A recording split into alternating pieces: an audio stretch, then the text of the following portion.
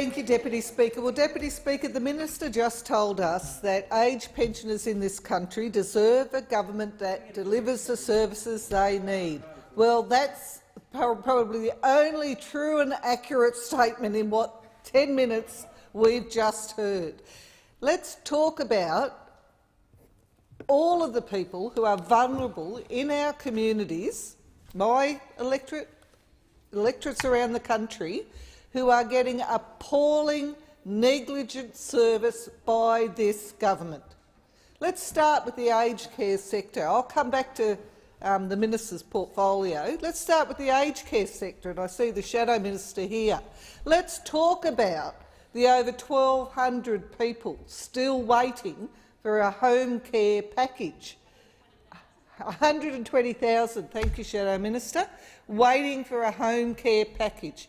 My office spends week after week after week dealing with elderly in our communities who have been assessed as needing a level 4, the highest level package that can be provided, and still are waiting 12 months to actually get one allocated. That means their families, if they're lucky enough to have the support of a family, cannot function while they're trying to fulfil the responsibility that this government has assessed it should be delivering, and it's taking a year.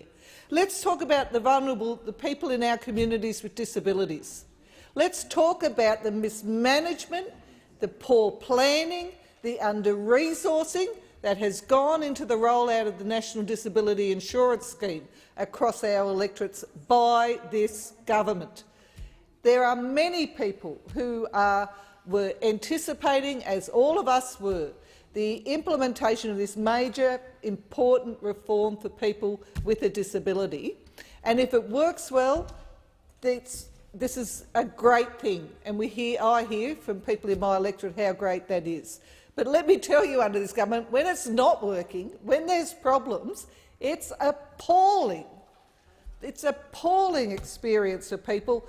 And again, case after case in my office where we are having to fight and battle to get decent, reasonable outcomes for people when they have problems. And a lot of it's to do with, similar to what the Shadow Minister said about this sector in human services, because they haven't resourced it properly. They haven't been able to ensure that the people who are in place running it from the departmental level have continuity, experience, skills. These are complex matters. The Minister himself admitted that with pensions, and you need experienced people to be able to work in that space.